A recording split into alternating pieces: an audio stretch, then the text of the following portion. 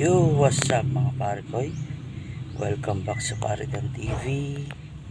Yan, nasa flowering stage na yung ating 7 pot primo. Yan, gulatin mo sila, magiging bunga ka. We'll see. Tignan natin. Yan, so napakarami niyang buds sa maagang stage. Ayan. Masyado pang maaga para sa kanya. Bata pa tong pepper na to.